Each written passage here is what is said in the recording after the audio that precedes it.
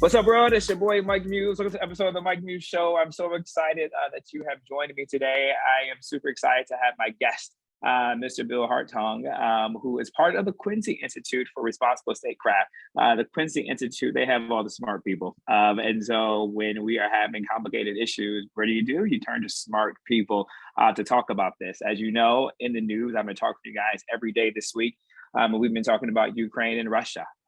You guys have been asking me some amazing questions on air live. And then also, too, you guys have been asking me some amazing questions on my DMs and social media about like, what does this all mean? In particular, you guys were really leaning into the sanctions this week. And I'm so glad that you were, as I've been talking about the sanctions a lot. You know, I always talk about this from a perspective of this is a chess game. Global diplomacy is all about chess. And I'm very thankful that we had that opportunity to kind of sit here with Bill today and kind of walk us through this chess match and really what is at stake between Ukraine, Russia, what does it mean for Nato, what does it mean for Central Europe, and of course, the number one question I have is what does this mean for you right here in America? And so I would like to bring in my guest, Bill. He's a senior research fellow at the Quincy Institute for Responsible Statecraft. He works on arms industry and U.S. military budget. He was a previous director of the Arms and Security Program at the Center for International Policy and the co-director of the Center for Sustainable Defense Task Force, author of many fantastic books. So without further ado, Mr. Bill Hartung, how are you, sir? Good. Wow, double pleasure. I have two great guests with me today. So this show is about to be super duper smart. Anatol Levine is a senior research fellow also too at Quincy Institute, focusing on Russia and Europe. He's currently a professor at Georgetown University in Qatar and war studies, and is just the guy to go to for all things Eastern Europe and Russia and so many other fantastic things. So welcome, Anatol. Hello. Good to have you. So Anatol, I was just talking with Bill, so you kind of came in with the introduction, and so I am going to just start with you before I toss it back to Bill, because Bill and I had an interesting conversation where I think I would really love to talk with Bill, particularly around the arms situation. And I told my audience is already up to date with so much has been happening with Ukraine and with Russia. We've been talking every day about it. And so my audience is really interested and to know about the sanctions. That is the number one question that I am getting right now is, what are the sanctions and are they effective? And then what is Putin's endgame? And so if we can just start there, Anatol, what are your thoughts on the sanctions that we just released, knowing that yesterday Biden announced sanctions against Putin? That was something that people were really interested in doing, as particular after the European Union has also put sanctions against Putin financially. What do you think the sanctions are right now and how effective are they? Well, I don't think the sanctions will stop the Russian invasion, because Putin and the Russian elites, knew that they were coming and made up their mind to accept them. In the longer run, they may add to Putin's unpopularity within Russia, perhaps, and may put extra pressure on Russia to do some sort of a deal over Ukraine. But also the most damaging sanctions have not been imposed. Russia has not been removed from the SWIFT system, and Russia is still going to be able to sell gas to Europe, because Europe depends very heavily on Russian gas. And so, America and the West were afraid that otherwise the Western alliance would crack and European voters would turn against the sanctions. Well, Anatol, Biden mentioned, he said that in his press conference when he was pressed on this question about the idea of SWIFT having been on the table yet, there's two things at play.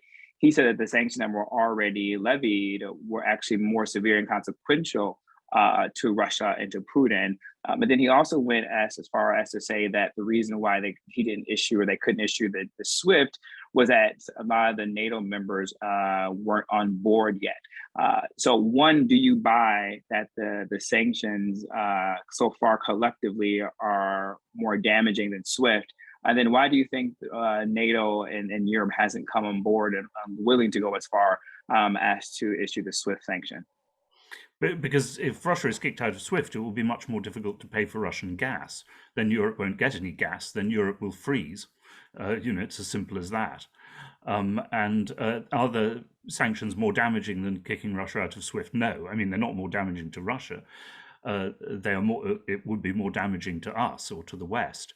But I think you also have to remember that Russia doesn't just export gas; it also exports huge amounts of food. For example, if people can't pay for Russian food, then the worldwide price of food will go up, and that can have very destabilizing consequences in many parts of the world.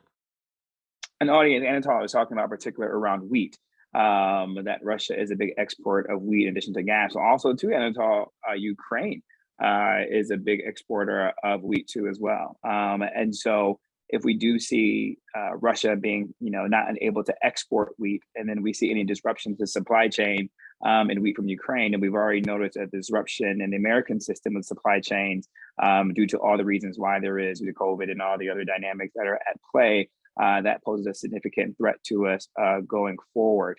Now, going with Putin when it comes to him being sanctioned economically, and then Bill, I'm coming to you next. I really want to get into the conversation with you, particular around how we're supporting Ukraine militarily. And Bill, I really want you to kind of talk about the questions that my audience is really asking in terms of, this NATO idea, right? And NATO have just issued and activated their defense system, which they really haven't done that in the past. So before I come to you, I do want to ask you, Anatol, though, about that question about Putin's finances personally, right? And, one, would that have an impact on it? And then two, I'm here in New York City, right? And, we've always discussed in the area I live, there's lots of part of towns that are dark in the evening times. And it's always been mentioned and noted that it's because we call certain areas Russian billionaire row, right? And that Russia has so much assets and real estate here downtown in Soho, and then billionaires row in Central Park South area. And London has the same type of experiences. And so, will this have an impact on Putin? And do you see London or the UK indicating anywhere they might want to see some of the assets that some of the Russian elites and oligarchs have at play in order to impact them economically? Well, I don't think it will affect Putin. But, Putin will have brought his money back to Russia or stashed it where we can't get at it, and the top Russian political elites as well. As for the other Russian billionaires, the West will try to turn them against Putin. In return for preserving their money in the West, or of course, Putin will try to persuade them to bring their money back to Russia if they can, where it will be under his control and influence. So there are ways in which these sanctions could actually help Putin. Bill, what are your thoughts on that when it comes to that question regarding sanctions, and do you think they will have an impact? Well, I think they're necessary to show that there's consequences. I agree with Anatol, they're not going to change Putin's calculation at this point. Perhaps over time that could change, but basically there's a long history of sanctions against Cuba, against Iran, against other nations, and they rarely succeed in a major sense. Sometimes they can win certain concessions. So I think eventually sanctions will have to be combined with some sort of diplomatic engagement, which is probably not in the cards at this moment, but eventually I think will have to be. So is this more so in terms of sanctions, more of a long-term play? And do you think NATO actually, although intelligence is being reported out, particularly from the US intelligence was forecasting some of Putin's moves and some of Putin's strategies ahead of it to kind of maybe A, block him from making a move on it, or B, delaying some of it? Do you think they were looking at the sanctions from a long-term perspective, with thoughts that maybe Putin actually wouldn't go this far, they wouldn't have to take other military preventive actions? Well, they were talking as if they thought he was going to move quickly, and they made all these statements about it being imminent, going back quite a ways now. So I think they were anticipating military action. I don't know if they really thought it was going to be the extent to which we've seen at this point. But we are where we are now. So the question is going to be, how far does Putin go militarily? How do we find ways to extract the world from this situation? But as we said, the sanctions by themselves are likely not to turn the tide. Now, Bill, we see that the United States as well as NATO is deploying more military forces within our NATO countries and beefing things up. Talk to us a little bit about that strategy. Talk to my audience about why they're doing that. Is this an idea? We see now they're advancing, in the sea We see in the air they're being prepared to as well. Is this more of a preventative measure in case Putin decides to go further west into Ukraine and possibly do something within the NATO states, like countries? Why do you feel they're beefing them up right now? And if you can explain that to my audience right now. Well, I don't think Putin has any intention of attacking a NATO country just because of the huge stakes of doing so. But I think given what's happening in Ukraine, it's obviously created a crisis atmosphere among US allies in Eastern Europe. They're looking for reassurance. And so the US has sent some thousands of troops, which is, a signaling device of reassurance, but certainly not a combat force that would fight Russia. And then NATO is now activating its rapid reaction force, again, I think, to provide reassurance. But I don't see a situation of actual combat between, NATO countries and Russia, unless things got terribly, terribly out of control. We're not at that point at the moment. Mm-hmm. Well, Anton, do you see, that, we've seen that, Kiev and Russia is advancing in this forward. It's this conversation, or it's this thought, Putin is one of the most predictably unpredictable individuals that are out there. Do you think that he would stop, just getting to the capital? There's a part of me that's thinking that this has to be bigger than the Donbass. This has to be bigger than just those two areas and regions where he's put in military operations, quote unquote, within that space. It's hard for me to believe that Putin has made the world stop and issue these type of sanctions just to only take over the capital. And then what do you do when you do take over the capital, right? Like, will it be militarily occupied? Like, how do you sustain that, going forward by maintaining and propping up a functioning government on behalf of Russia while still trying to run Russia underneath heavily guarded sanctions? And so for me, there has to be a there, but I'm not the expert. And so I'm just curious, Anatol, what are your thoughts on this? Because I see it bigger. Like, I don't see why Putin would just want those two regions over there to the east and Donbass region. I don't know what the gain is for him. Well, the experts themselves are bewildered. Certainly, Putin wants influence over Ukraine as a whole, and he wants to keep Ukraine out of the Western alliance. Now, there are two ways of doing that. One is and honestly, the jury is out. We'll know in the next couple of days. But one is to put pressure on the Ukrainian government, to surround Kiev, to threaten to take the city, to threaten to get the Ukrainian president. But in order to get the Ukrainian government to make a deal on Russia's terms. And that would be neutrality. It would be a federal system for Ukraine in which the Russian regions would have autonomy. It would be cracking down on anti-Russian political parties.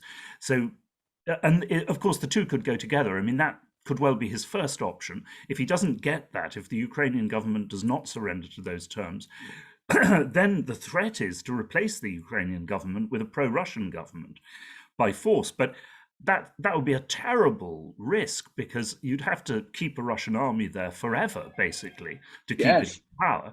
It would be like America in Afghanistan. A government like that would not survive without a Russian army. And that would be a huge burden and risk. Putin was never a risk taker, but people change as they get older. Maybe he's decided to go down in history as a great Russian hero, Yeah. Well, and I've been talking a lot, and then Bill, I want you to weigh in on this conversation too, where I'm heading to next. I've been talking to my audience a lot, the last couple of weeks and days about, why America, is there, besides just being a part of NATO, and a lot of those are great allies over there, in particular when you get into Central Europe. Anatol, I want you first, and then Bill, I want you to chime in on the idea of Russia possibly, let's just play the hypotheticals, and I don't even like doing hypotheticals, but with just Putin, you just can't predict, so you kind of have to do hypothetical situations. Hypothetically, if he was to take over Ukraine, talk to us about what that means for Central Europe, and does Central Europe become destabilized, right? And then will France and Germany have to feel that their security is not at risk, but does that become something now they have to think about with Russia being so close to their border if he was to take over Ukraine? I mean, some of the Central Europeans are scared of Russia for historical reasons. But honestly, I don't actually think that they need to be, because they are in NATO. as Bill has said, for Russia to attack them would be a colossal risk. And there, certainly, I mean, Russia could never control them. After all, the Russians have not forgotten that the Soviet Union did dominate them until 1989, and then the whole thing collapsed, and they had to put down one revolt after another. First Hungary, then Czechoslovakia, then Poland. And they had to spend a fortune subsidizing them with subsidized Soviet gas and oil. So I really don't think, actually, that they are. I mean, I understand why they are scared of Russia, but I don't think they need to be. And I think a limited amount of reassurance from NATO will be enough to protect them. I mean, what Putin is trying to do, he's trying to create or recreate a Russian sphere of influence within the former Soviet Union. Russia, Ukraine, Belarus, Kazakhstan, and one or two others. And I think that's his ambition. That's what this war is about, and to make absolutely sure that none of those countries can ever join the West. Well, but do you think Central Europe has anything to be concerned about if Putin and Russia were to take over and to occupy Ukraine? And then why do you think it's so important for Putin to reimagine the Soviet Union for the way that it is? He seems to be really stuck on this. Well, I think, in terms of NATO and Eastern Europe, as we've been saying, the risk would be so high for Russia to, go to war with a nuclear armed alliance of 30 nations that are, pledged to defend each other. If anything, if he were to occupy Ukraine, his forces would be so tied down that he'd have less military capability for elsewhere, I believe. And just the sheer cost of doing that, the possibility of a kind of guerrilla resistance, how many troops they'd have to supply, the casualties they would undertake.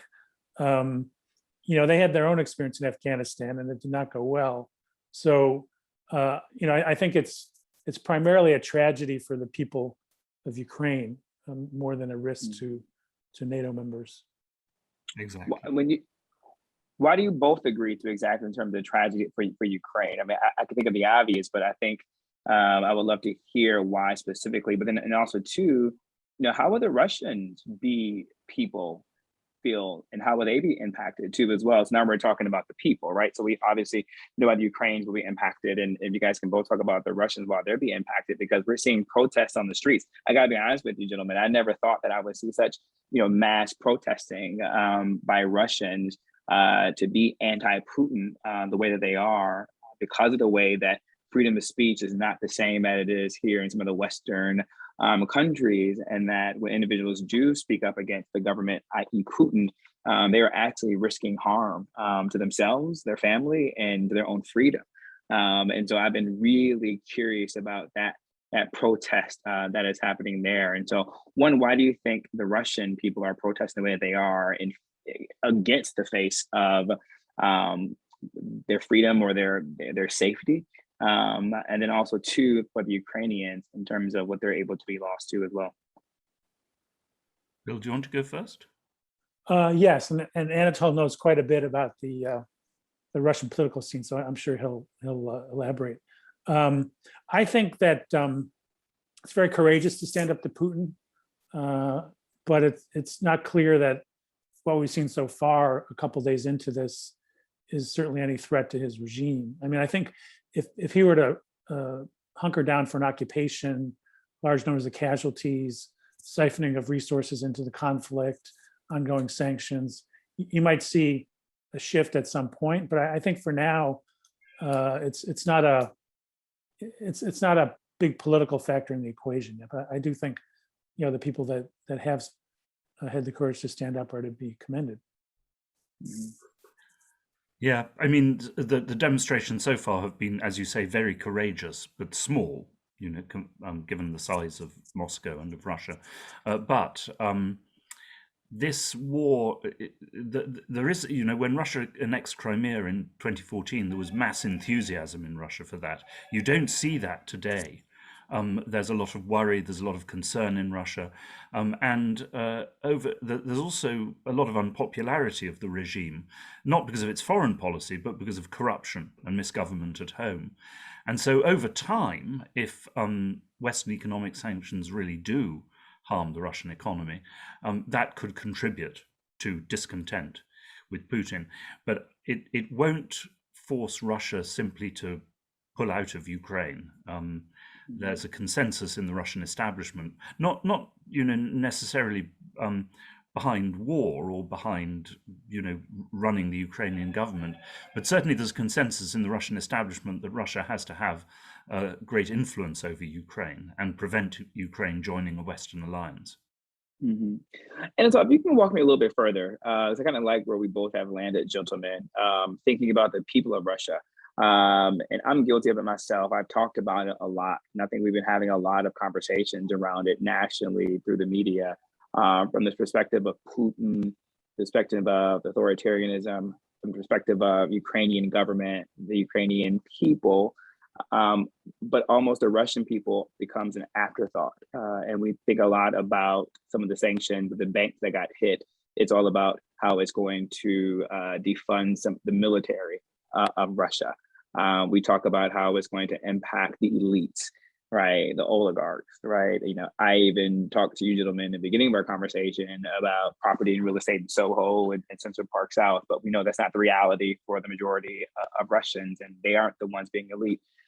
In what ways, Anatole, will this have on Russians day to day, right? If not short term, how would it be long term? And I'm even thinking about more further about the sanction packages, about the semiconductor chips. But the way that we talked about it from the semiconductor chips was more so about militarization and not able for the military to advance. So for me, everything has been such about military, Putin, the elites, and oligarchs. But I don't think we're talking about like the Russian people who aren't the oligarchs. Well, if you look at Western sanctions, which were imposed in 2014, by the way, it's not as if we haven't got sanctions on Russia already. They've certainly reduced Russian economic growth in general, and hitting Western investment in Russia, hitting the profits of Russian banks. All of that will affect ordinary Russians, if not immediately, then in the longer term. And I think, we've got to be honest about this. The intention of the US government, as in Iran, as in Cuba, has been to, to hurt ordinary Russians enough to make them revolt against Putin. The ultimate aim, I think, of these sanctions, or at least part of the ultimate intention, is regime change in Russia, as it has been in Iran and elsewhere. Now, the thing about that, though, is that there is no evidence, not from Cuba, not from Iran, not from Iraq, not from North Korea, that this ever works. It certainly hasn't worked in the past. So, there is this idea, that because of course America doesn't want to fight Russia, any more than America wanted to invade Cuba or Iran, that sanctions are a substitute for this. Whether it's a substitute that works is another matter. Congress has developed this tendency, and the US administrations have developed this tendency to reach for sanctions because, in a sense, there isn't really anything else. Bill, before I come to you, because Anatole has made me think a lot about some of the statements that Putin has made, in particular around nuclear arms and nuclear war. But I do want to stick with you, Anatole, around the sanctions, because my audience has been really intrigued by that. America has the privilege of being surrounded by two big bodies of water to our east and to our west. And so that has given us a sense of security to do things. But when we were able to put sanctions and not have to risk some of the systems that you just mentioned, because our economy and trade isn't so directly tied to Russia.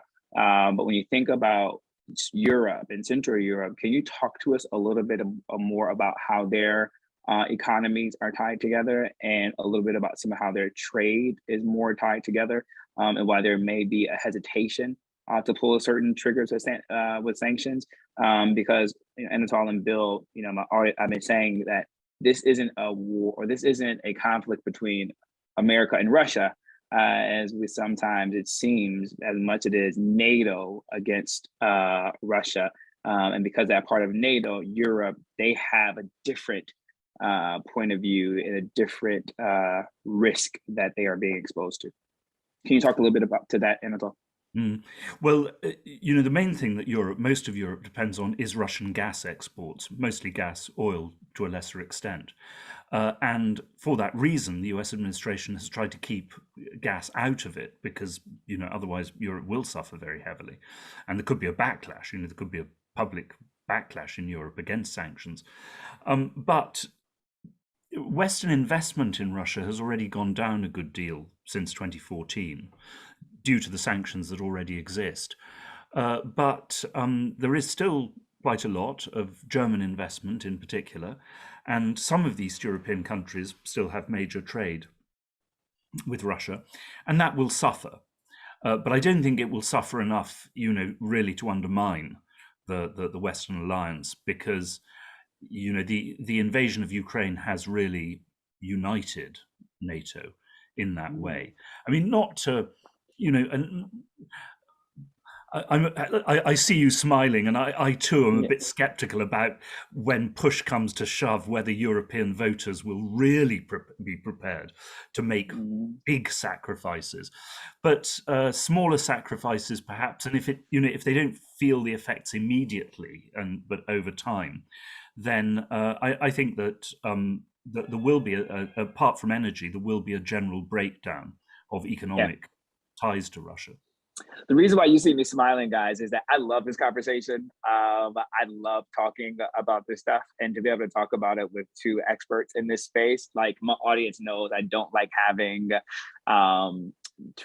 traditional politicians a lot on my show. I like to really get to the heart of the policy aspect of it. And so just to be able to be in a conversation with you two experts around these type of topics, man, just brings me so much joy, because I thought I was going to go into the nuclear space, and I do want to get there. But I started smiling and talk when you mentioned Germany, because I have been a big fan of Chancellor Angela Merkel.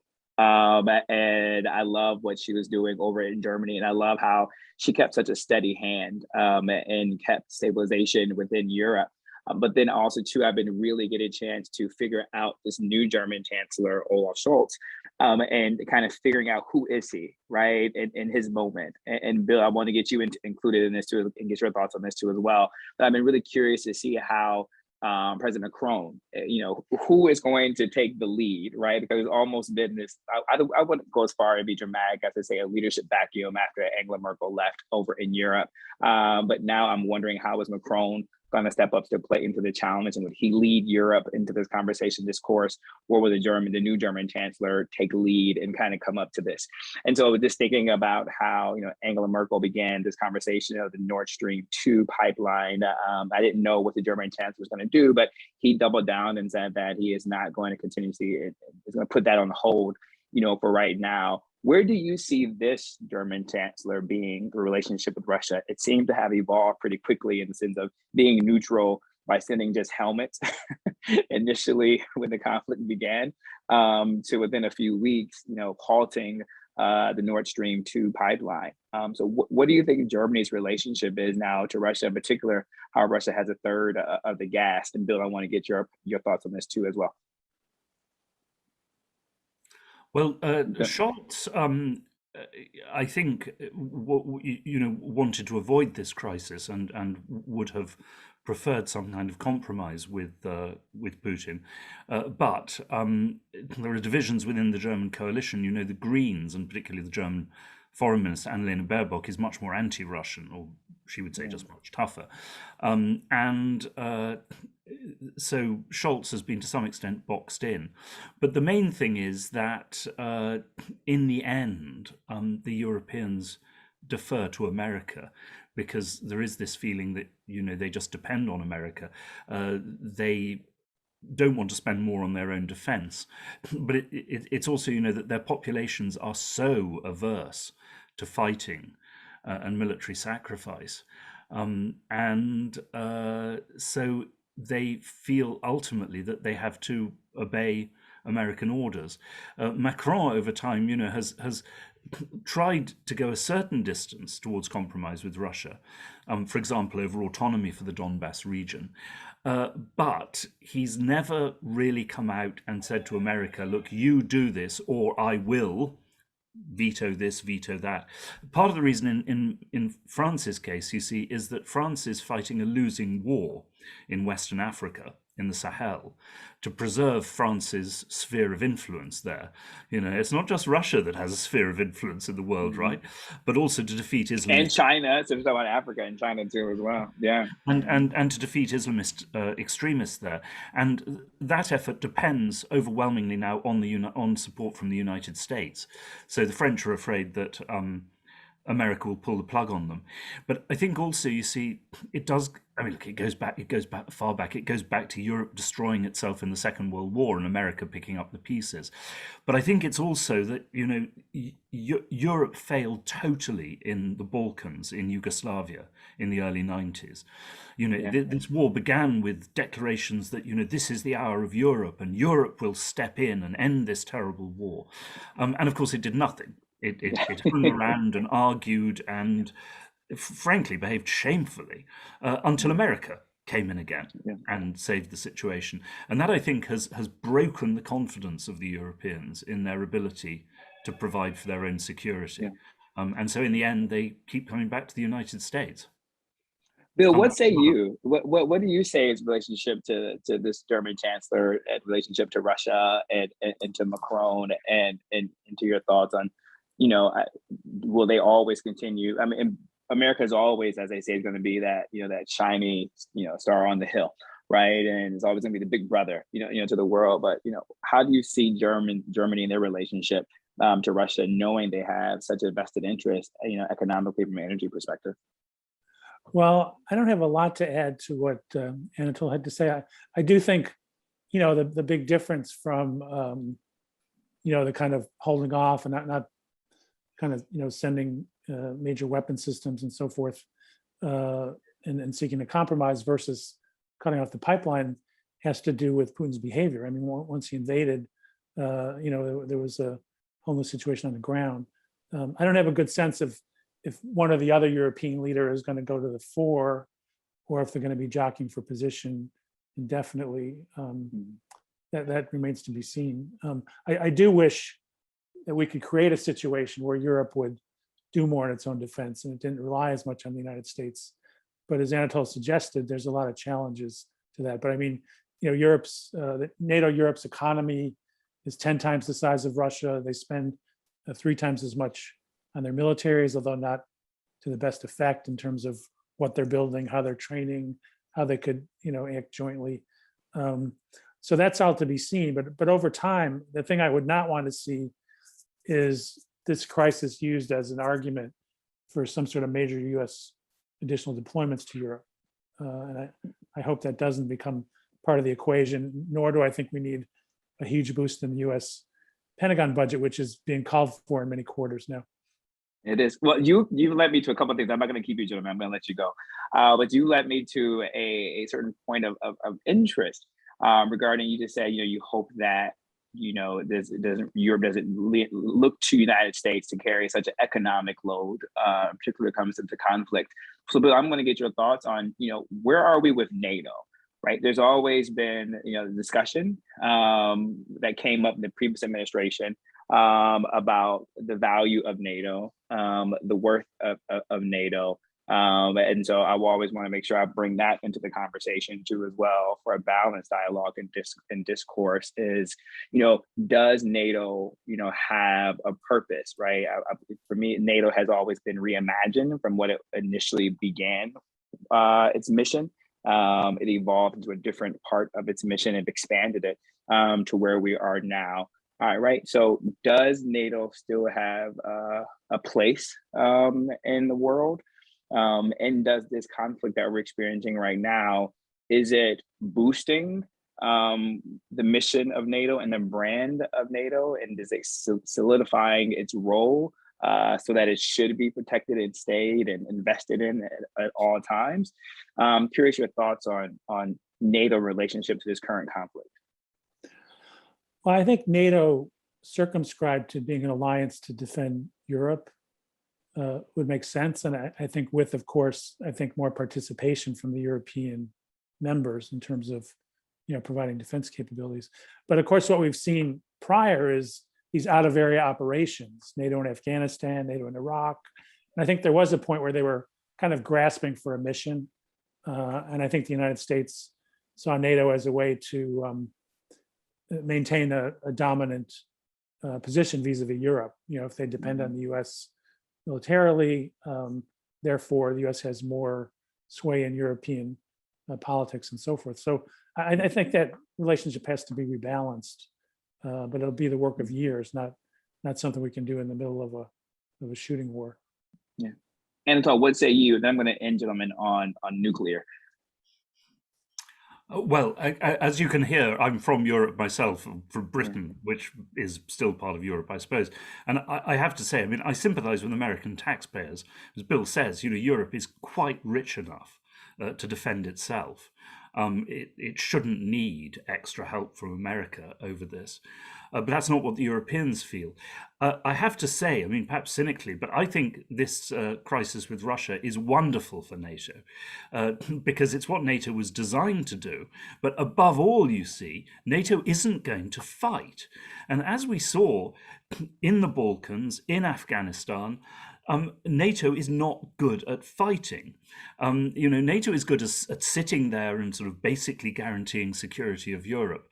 But its out-of-area missions were frankly disastrous for NATO and very unpopular with many European publics. Now it can go back to its Cold War model, which actually suits NATO very well.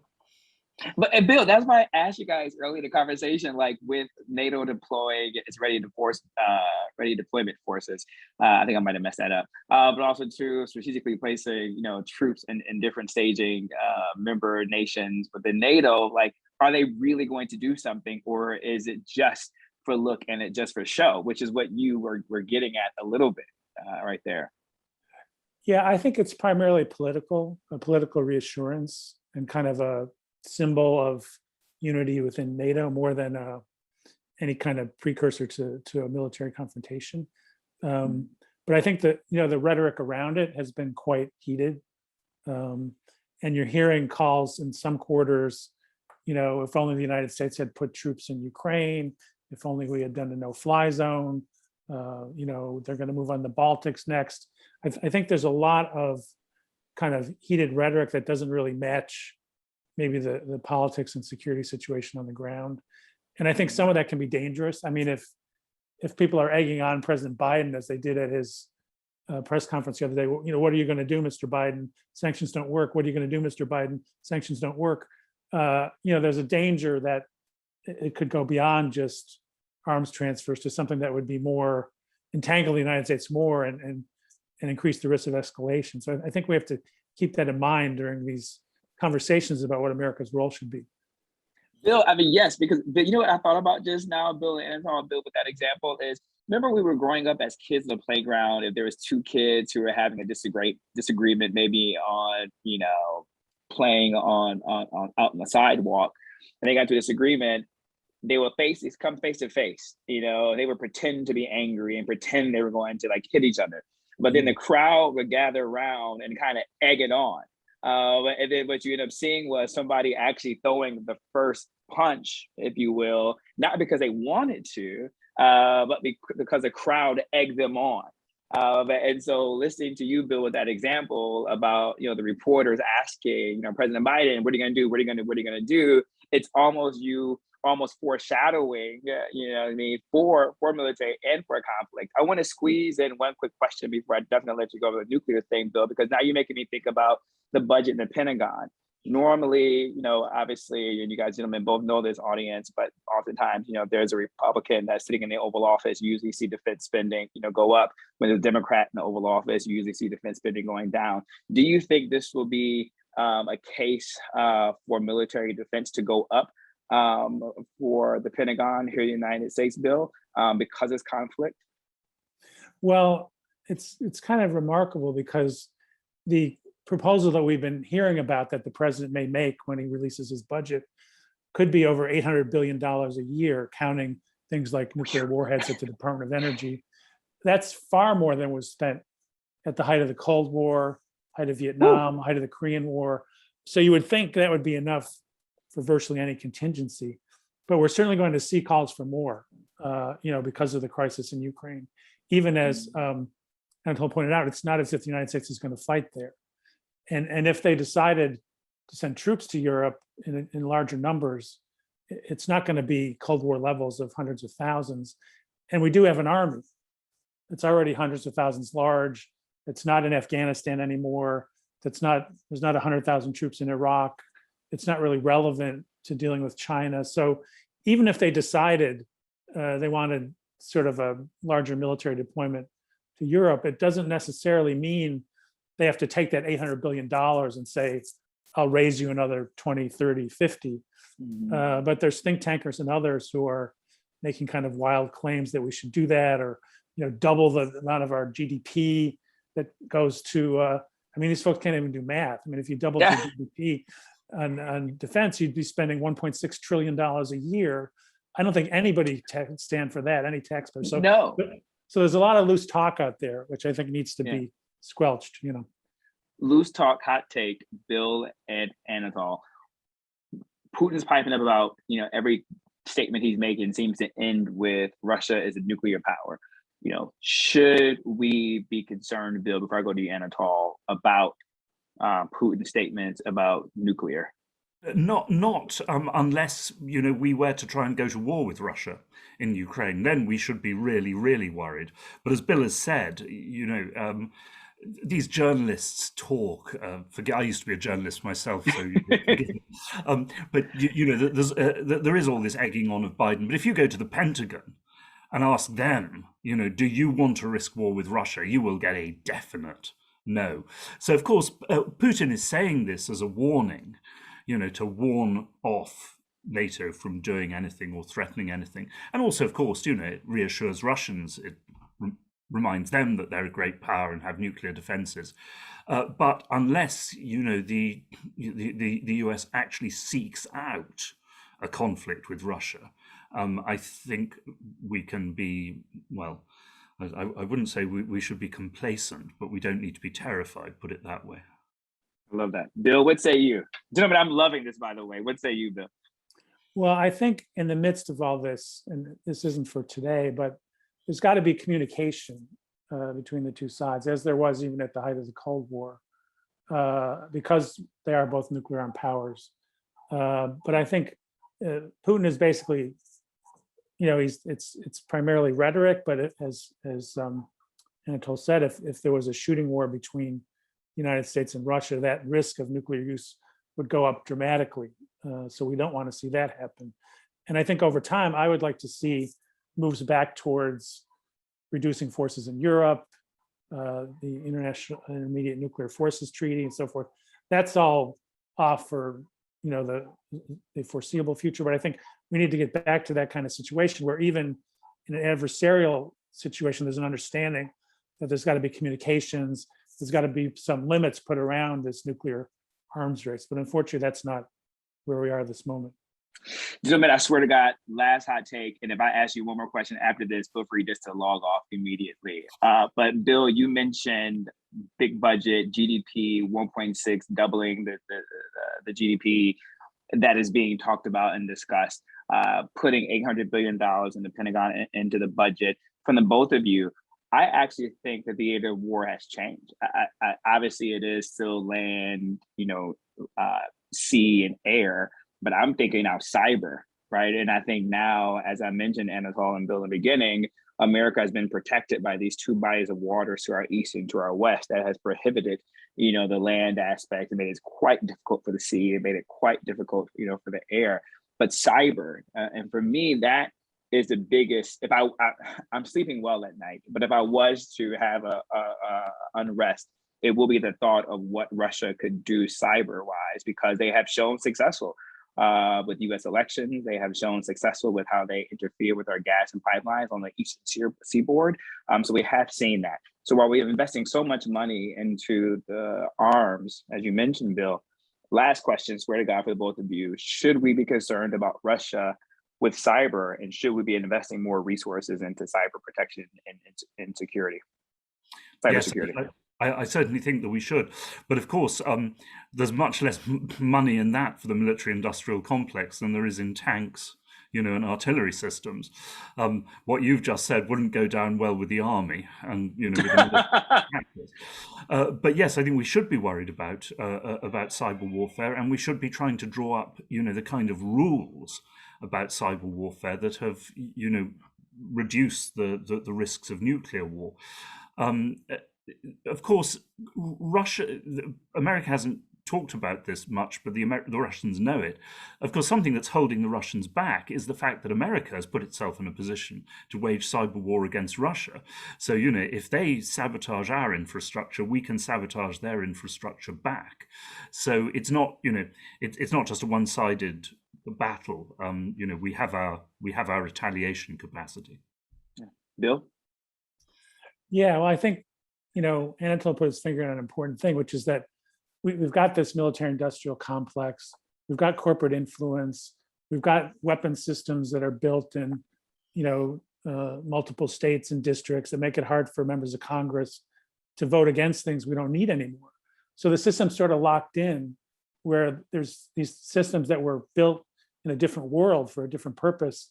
Many of them don't even function that well, and they're being built for political reasons. And then when there is a new challenge, a new need for investment, the system isn't very nimble because we're kind of locked in to these expenditures. And so they either have to go yet higher to get the money for the new investment, or they just invest in things that aren't particularly useful or appropriate. So it's a real, eventually we have to deal with kind of this stranglehold on our how our defense money is spent if we're going to have kind of a forward-looking, reasonable strategy and reasonable systems to protect ourselves. So there's a real conflict to be had there to try to sort that out. I love it, gentlemen. I said that was my last question. That was it. Ladies and gentlemen, please virtually in your cars, in your homes, walking or headed to brunch right now, give a round of applause to my guests, Bill and Anatol. I told you we were in for a treat. I told you these two gentlemen were smart beyond measure. Gentlemen, thank you for your time. Thank you for your expertise. And thank you for really, I believe, adding nuance to a conversation in a way that a lot of people can really understand and grab a hold. So I hope you guys had a great time, and I can't wait to have you back on the Mike Muse Show sometime. Thank you so much. Thanks for having us. Yeah, this is awesome. Ladies and gentlemen, stay right there. We'll be right back at the other side. We have to talk about Supreme Court nominee Ketanji Brown Jackson. Stay right there. We'll be right back.